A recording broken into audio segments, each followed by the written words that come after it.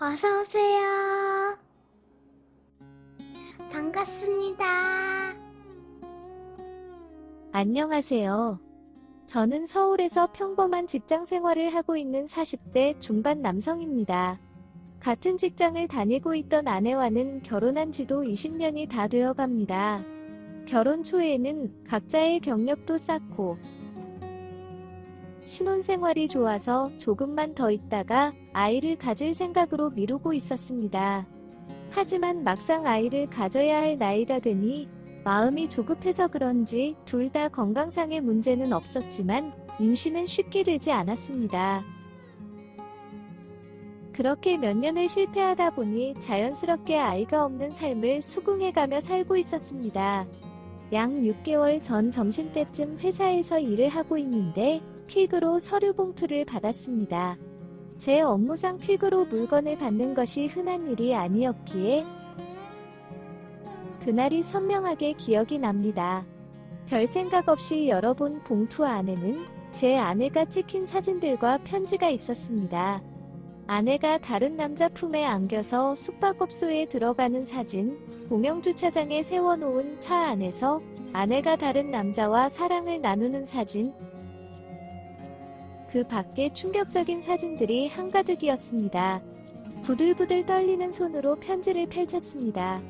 그 편지와 사진을 보낸 사람은 작년에 제 아내와 바람을 피운 남자와 이혼한 전처였습니다. 그때 당시에 이혼한 전처에게 제 아내가 며칠 동안 찾아와서 잘못했다고 사과를 하고 다시는 안 그런다고 약속을 하였기에 저한테 제 아내와 본인 전 남편과의 바람난 사실을 안 알렸다고 하였습니다. 그런데 몇 개월 전에 본인이 운영하는 편의점 주변에서는 우연히 제 아내를 봤다는 것이었습니다. 서울 사는 사람이고 본인은 동탄에서 편의점을 하고 있다 보니 처음에는 우연히 보았을 거라고 생각했다고 하였습니다.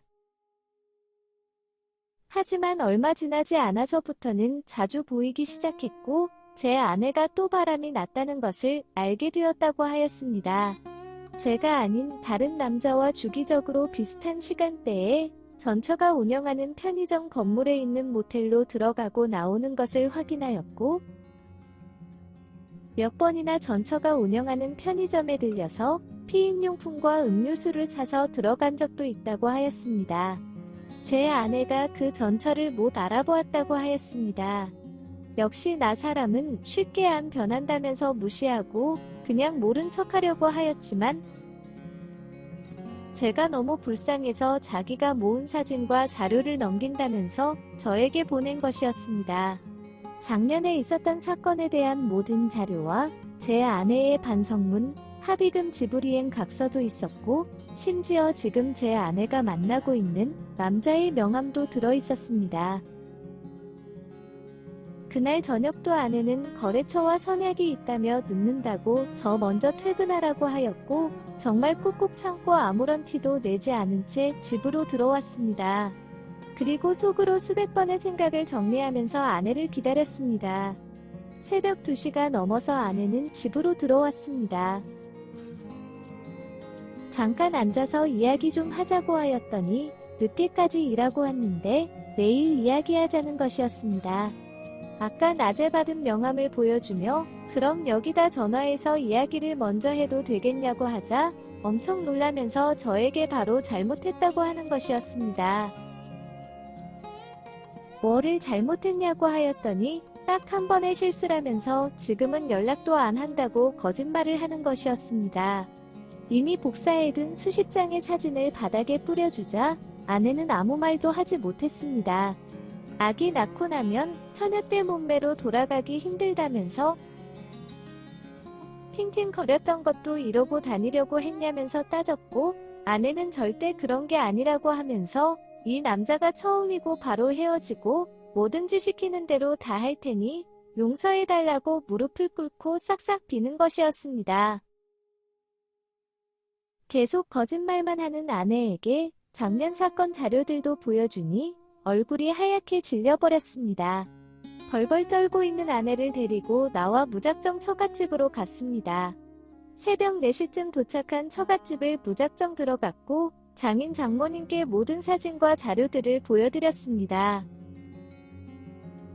한참 동안 아내를 때리시더니 딸 교육을 잘 못 시켜서 미안하다며 오늘 저 혼자 돌아가라고 하셨습니다. 아무 말도 없이 집으로 돌아왔습니다. 다음날 점심때쯤 돼서 아내가 집에 들어왔습니다. 들어오자마자 그 남자와는 헤어졌고 다시는 바람도 피우지 않고 시키는 것은 뭐든지 다 할 테니 용서만 해달라고 비는 것이었습니다. 남편과 같은 직장을 다니고 같은 집에서 사는데도 남편 모르게 바람 피우다 걸려서 몇천만 원씩 합의금도 내었는데 또 바람을 피우는 너를 어떻게 믿고 용서해야 할지 모르겠다고 하였습니다. 제가 믿을 수만 있다면 뭐든지 다 할 수 있다는 아내의 말에 일단 회사도 그만두고 핸드폰도 해지하라고 하였습니다. 그리고 하루 종일 집에서 집안일하면서 있으라고 하였습니다.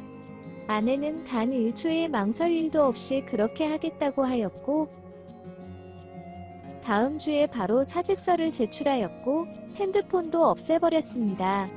그리고 집에다가 홈 CCTV도 설치하였습니다.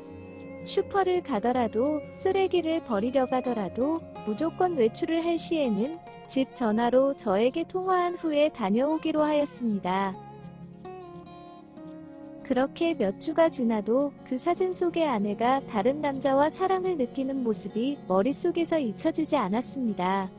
그럴 때마다 아내의 의사도 묻지 않은 채 바로 아내를 침대에 눕혔고 부부간의 매너 이런 것은 무시한 채 욕구와 복수에 가득한 짐승이 되었습니다. 처음에는 아프다며 이러지 말아달라며 애원했지만 어느 순간부터는 자연스럽게 받아들이기 시작했습니다. 그러던 와중에 아내는 평소에 다른 제 모습에 오히려 더 만족이 된다면서 오히려 더 좋아하기까지 하였습니다. 그럴수록 저는 속으로 더 화가 나기 시작했습니다. 그렇게 몇 개월을 참고 나름 노력도 해보았지만 도저히 아내와 같이 살 수가 없었습니다. 한참을 고민 끝에 아내에게 이혼을 말하였습니다. 아내는 제가 하라는 대로 원하는 대로 다 들어주었는데 도대체 왜 그러냐면서 앞으로 더 잘할 테니 제발 용서해달라고만 합니다.